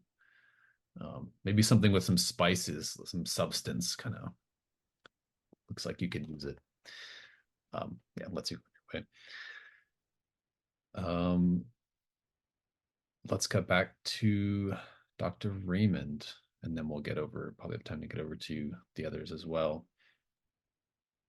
So sorry, remind me, you were asking, have you Any seen other suspicious things? behavior related to the body? Yeah, let's do another information move here. That makes sense. Okay. And cool. And I've lost the advantage, haven't I? So this is just flat.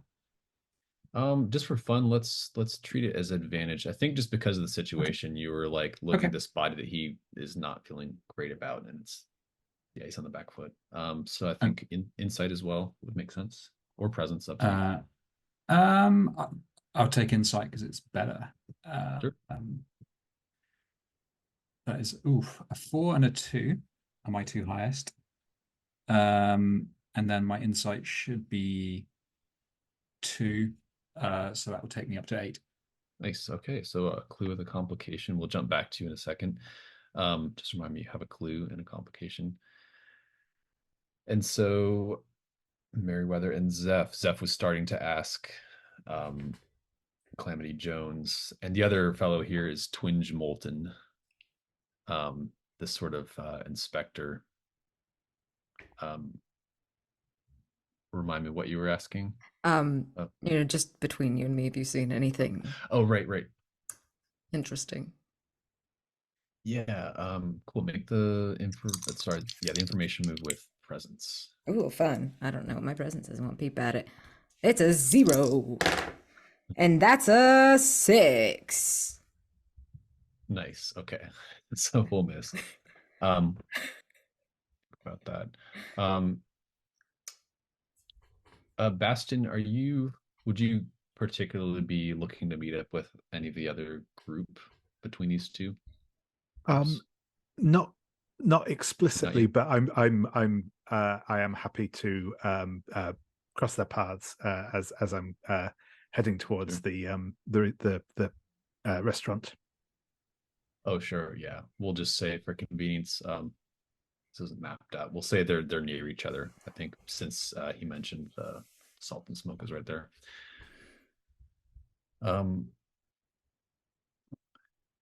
Let's see.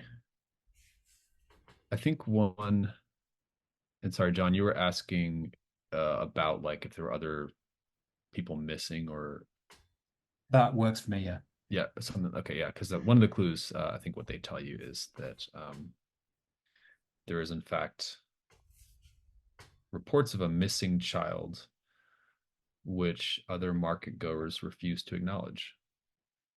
I'm going to double check our lines and veils on our safety tab on that. Okay. Yeah, we'll just say there was one of the children, children poking around, jumping from boats. Hard to keep track of them all, especially children. Children who might be in need of some care themselves. Hard to know what they need until they actually sit still for a moment. But there has been a search, but no one else wants to talk about it, and I don't know why, or who's maybe trying to keep them silent, pretending nothing's happened. But well, it's unpleasant to talk about, to think about, but it does weigh in my mind. I want the best for everyone, one way or another. I believe you. It is our duty, after all, as carers and healers. If you should think of anything else, then please come and find me. I should go and speak with my colleagues, let them know what I have found, and put our heads together. But I thank you sincerely for your aid, Doctor. And this time he says it with a little less condescension and maybe even a Nice. handshake. Nice. Yeah. Kind of clammy handshake. I think the complication I'm gonna add here is just that you stood a little bit too long on this part of the boat, I think, and there is this mold. We don't know what's up with this mold. But I think I'll just give you the condition. Mold spores are kind of starting to, maybe it's on your clothing or you breathe something in. I don't know how that feels to, or like how you know that that's happened, I guess. If you want to fill that in, feel free. An idea. Okay. Yeah. Great. And again, mechanically, there's ways we'll get to probably next session for how to clear conditions. But that will often happen as a complication. Okay, and then back to Merriweather and Zeph, right? You get a clue, Zeph, is that right? I got a 6. So Oh, you fail. Okay. I failed magnificently at attempting to be like, hey, bud. Yeah. I think the complication is basically just that you get kicked off here. I think the inspector here rolls up and says like, yes, custodians. It's debatable what they're actually caring for, what they actually clean up. Seems, in my experience, it kind of glares at Calamity. Cause more harm than good. If you ever come back, which I don't advise you to, perhaps you can ask Miss Jones how she came to be expelled from the service of the custodians. I didn't know of you. course, I finding didn't. much more sensible work. Yeah. I didn't know that could happen. Okay, noted. Noted. Let's go. Let's go. Like I've accidentally made up a less harsh consequence that it's probably much worse than that. But anyway, yeah, perfect. And I was going to mention you all are in a good position to maybe answer this first question. I will. Yeah, I don't think it needs to be a full condition because I don't know if you're planning to come back. But that's just the miss is you are kicked out of that area. Banned from Jones and Company. Actually, no, let's say yeah, marked by Jones and Company. Just in case you were trying to poke around them more, that would be a complication. Yeah. Yes. Okay. Absolutely. And yeah, so that's great. John, you were mentioning the chat, you have a theory, and you all, how many clues? You have a few clues now. And the first question here is only 3. Nice. Yeah. So the first question is only complexity 2, which just as a reminder is scroll back up. Which illegal product, in theory, these are all legal, presents the most serious danger to the public? And then by answering this, you can learn where to focus your investigation and then pursue either of the other questions. But what are you thinking so far, John? Well, are we meeting up at the Salt and Smoke? Is that the? Oh, sure. Yeah, yeah. I think that makes sense because we got kicked out, and that's where Bastion's heading. So. Cool. Yeah, Well, and so I don't need to hit the Go on. brakes. You can definitely just like meet up in character first, or you can jump to theorizing. We're very much in and out of character, however you want. Well, I guess, yeah, were we to hear everyone's story, Dr. Quick's theory would be it's not the item that's dangerous, it's the man. So we know that hallowed, disfigured bodies have been washing up in the market and that a child has gone missing. So people have been disappeared from this place. Mm-hmm. And the two pox monks mentioned that they thought there were government experiments being carried out nearby. Bastion noted that at Gabriel's store, there was something underwater, some kind of secure containers being hidden under the boat. The Drowning Song painting, when Bastion looked into it, it seemed to hypnotize him, making him lose his focus. And I found purple residue containing some kind of spore close to the disfigured body. Those spores were soporific, anesthetic. I believe that Gabriel has been hired by whatever facilities experimenting on these people to abduct visitors who come to see his wares. He subdues them, perhaps using the Drowning Song painting, keeps them alive in those sealed containers, not goods, but human cargo, and then transports them. As we know, he leaves all the time. I think that was Gabriel. I think it was actually under Jones, the Jones and Company, the weighted ones. Damn it! Well, That was, I think, Meriwether saw it, but that doesn't mean the whole theory falls apart then. Well, no, no, I don't think it does. No, I know. You get to roll to see if you're right, so they could totally be conspiring. I think that's really interesting. I don't think there's a rule that the person who's doing it keeps the bodies. So yeah, I don't think the Drowning Song painting is particularly dangerous, but I do think Gabriel is getting rid of people and selling the bodies to the government for experimentation. Oh, I like this. And does anyone want to add or alter or anything? I mean, everybody feel free to veto this, but since they're under Jones and Company, those weighted nets, I think that he's conspired with them for storage reasons because they have this really massive sort of like fail-safe place that like people don't get into these chests, and they have security. And I think he has security too, but they have a little more storage. And maybe they're getting their beaks wet too. Mm-hmm. Yeah, that makes sense if everyone's into that. That's cool. Were we gonna add something else? No, I was just gonna say full support. I love the theory. I'm into it. Awesome. Yeah, so that would mean if you're right, the focus is on. I guess that's still a question. Does that mean the focus is on the antiques? Well, as the actual clue points Mhm. towards Jones' side, I guess we should go with them, right? If it's not, because I was mistaken. I thought Bastien had picked up that clue. Well, that doesn't mean that it couldn't be both of them. I don't know if we just need one place to focus on, because if it was the one person, it would be like Yeah, well, it seems him. I that don't it's know. a What do you person. think? Well, if it's so the way the question is phrased is like which illegal product, right? So maybe our answer should focus on like the product he most needs to carry out this nefarious plan, which to Ooh. Oh, that's me cool. kind of sounds like either it's the painting or it's this mold, and the mold could be cool. It could be something like Mm-hmm. man-made, right? That they're Yeah. creating. Ooh. Um, and I think it could be especially cool since Dr. Quick is sort of dealing with that Yeah. biologically now. We could get some cool medical horror, I think, Yeah. Yeah, if we sure. I mean, wanted to as get he's on that. explaining this theory, he's getting very woozy. He's just like, the thing Uh, is, the was. I'm wondering if maybe the painting uses the mold as part of the pigmentation. that's good. Yeah. Oh, that's Ooh. That's great. very It's a cool. coating on things Hmm. that, Yeah. oh, yes, I love that.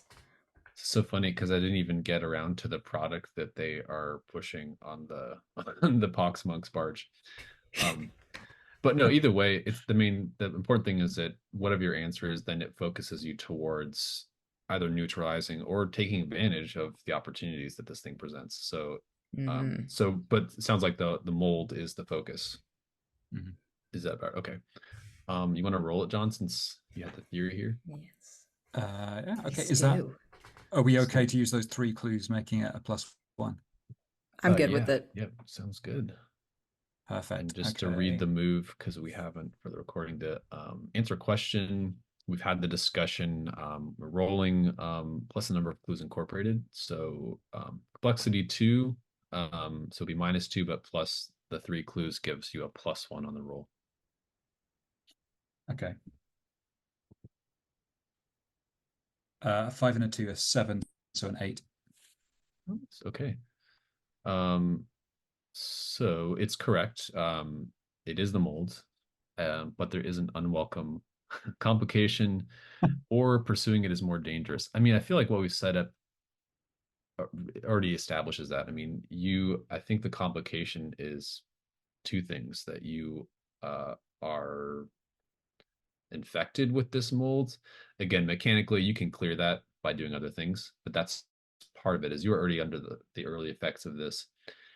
And things didn't end on the best note at Jones and Company, or honestly at sorry, Relics in the I'm getting my names mixed up. I wrote this complete Relics Reborn. So you've sort of been kind of marked by all these different vendors. So pursuing things, will be a little complicated one way or another. Um, but great, you've answered that first question, and that will open up these other 2 opportunities, which I think we'll continue in the next session. But just to read those 2, and I'll paste them in here properly. But you get to choose between these other 2 questions. The first one is, how can the product be neutralized? Resolve the assignment by destroying or severing any divine influence from this mold so it no longer presents a threat. Or how can you take advantage of the opportunities the market presents?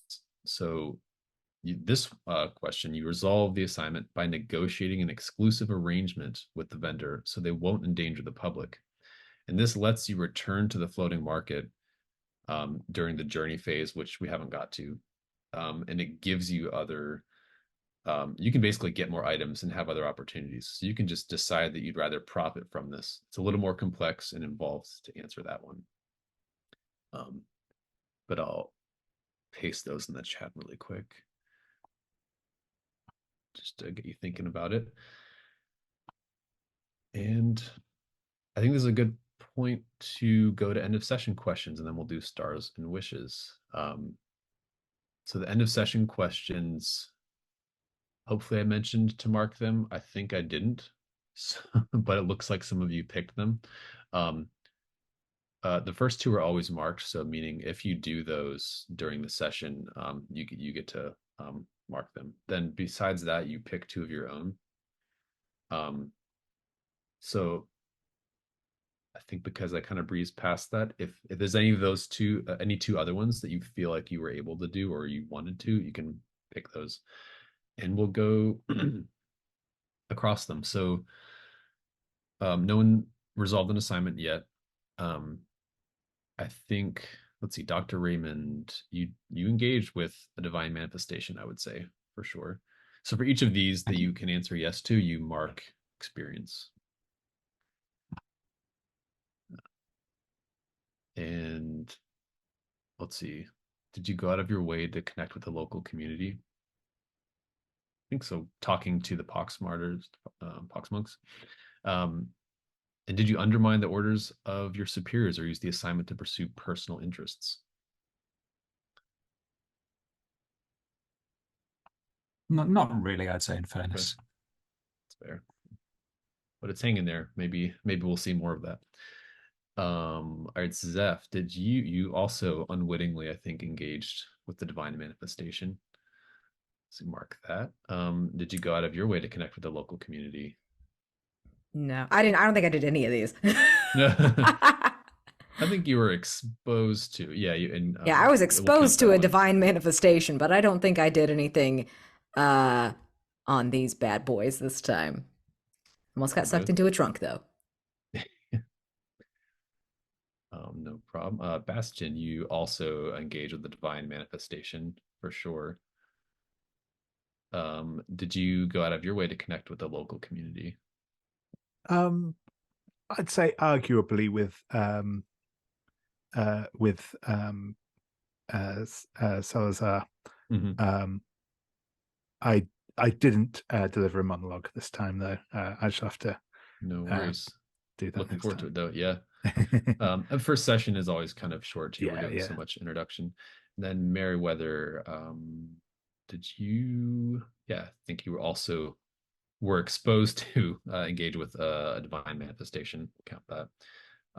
Were you vulnerable with someone? Not yet. I don't think so. Yeah. And then did you go out of your way to connect with the local community, would you say? No, not really. Not as much this time. Yeah.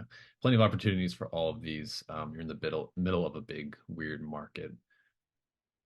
Cool. So yeah, there is your experience track there. When that fills, you'll get to take an advancement, which is all below there on the sheet.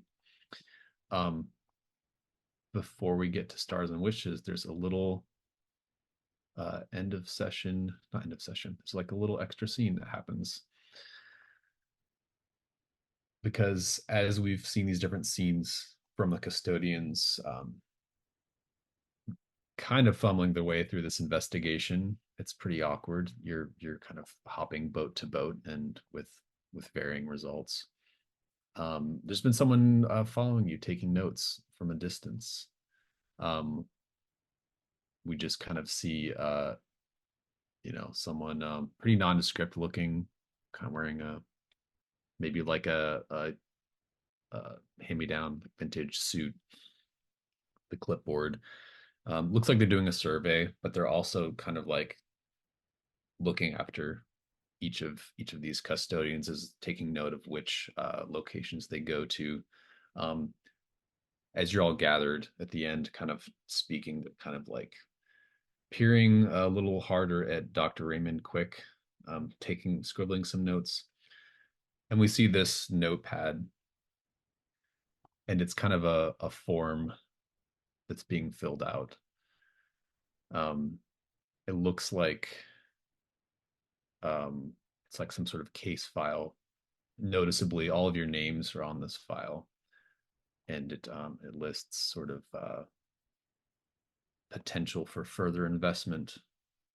There's a question mark. Capabilities, exposure to manifestations. There's a couple notes. We're just kind of getting this quick glimpse of someone tracking your activities with interest, and the form, a couple sections are filled out further. Folders closed on the cover.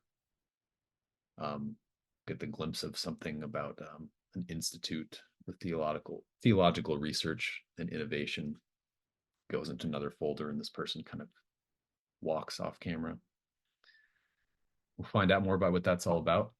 But for now, let's go to stars and wishes. So stars are moments we enjoyed, shout outs to other players, things that we liked about the session, and wishes are things we look forward to, maybe didn't get to do this session, but would like to see more of. I'll just say stars. It's a delight to play with everyone here. I've been really looking forward to it. I love how everyone filled in the paint the scene questions, and in a lot of surprising ways. There was a lot of fun little twists people threw into there, and I had a lot of fun being surprised by the setting that I wrote, because there were all kinds of things I'd never thought of till you mentioned it. So that's just delightful. And of course, meeting all these characters is super fun. Wishes, I'm really looking forward to seeing more of their interactions, and more of like the glimpses into what they think about these encounters they've had, especially in our journey scenes. We'll get some downtime and like more time for character interaction. But anyone else, feel free to jump in. I mean, massive stars to everyone. Absolutely, this is delightful. Oh my gosh, everyone's characters are so good. I love John. I love that doctor is so important to Dr. Raymond Quick. That's very, very funny. Like, that's delicious. I really love, David, that like Bastion, you've really leaned into an interesting aspect of the Cairn Maiden that I wouldn't have thought to do. And I really love the direction you're going with this character. And Elle, I love Merriweather pulling out this camera. I didn't expect that. And that's like, I'm so curious as to where this is going. Like, because I know you have a plan and it's going to be delightful. And Gabriel, fabulous first session to like what a cool job to pick for their first job. There's so many things you can do here. And thank you just so much for running a fabulous session one, and I'm really excited to get to see more of everybody's characters. I want to know everyone's backstories. I want to see more monologuing. Everyone do a monologue for me next week. It's due. That's your homework.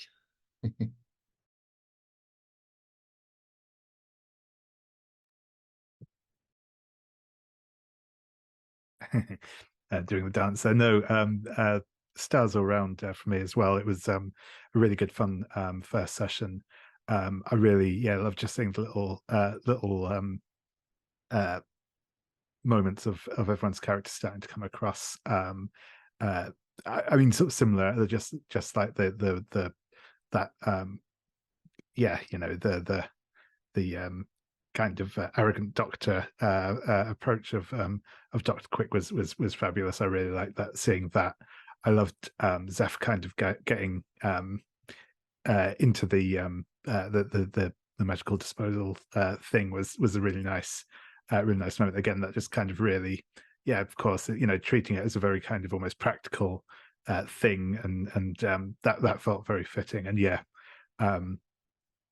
seeing Merriweather sort of doing the almost like the newscaster sort of thing. So I'm looking forward to seeing how all those sort of develop further.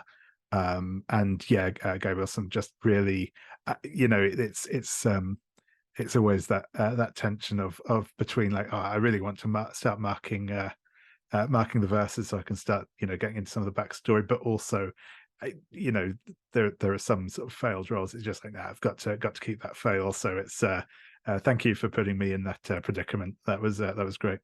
I'm in terms of wishes, I'm really interested to see how the journey move works. So that's I think something I'd like to see. Yeah, it'll be fun to see that. And also each this game has you running 3 scenarios at a time. So if there's not 3 already in progress, next session will introduce another assignment. So you'll sort of be called to split up and travel between. So we'll get a lot of opportunities for that.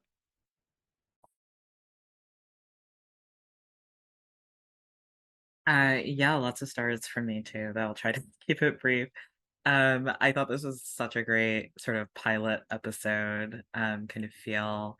Gabriel, I think you did a really great job, kind of helping us sink into the setting, especially for someone like me who's not as familiar as many of you. Um, and yeah, I have so many questions about these characters already, and I'm really excited to see how their stories unfurl. And I guess that's like in part a wish as well. Like I want to hear those verses. Like I need them. So I hope we get at least a couple next session. And yeah, I'm really excited to see different permutations of interactions between the PCs too. But I know that will all come in time. So I'm looking forward to it. Yeah, for me, yeah, really loved playing with all of you. But Gabriel, I think my biggest star is for you because I know you said you didn't want to pick one of the usual starter assignments, and instead you picked this one where right away you were having to pilot what 4 or 5 different side characters and their shop concepts all at once, cutting between them. So yeah, I think it was really ambitious and I think it was awesome. So really well done. And yeah, my wish, even before B said it, was I want to know what's happening with Merryweather's camcorder. If it's just a character affectation or if there's something with her god going on, I think it would be really, really cool. So I'm excited for that payoff. Yeah, seconding that. That was a really cool twist. If it's not that, I'd be surprised, but I never thought of it. We think of like the theater as like the immediate symbolism, but like bringing out a camcorder was a really cool, unexpected moment. So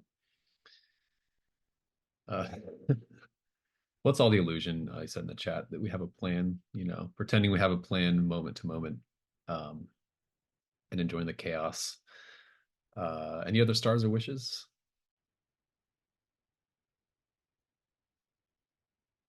Yeah, awesome. Well, thanks again for joining this session. It's delightful. I can't wait to see where it goes. We'll pick it up next time with a new assignment and probably some journey scenes. So thanks so much. I will stop the recording there.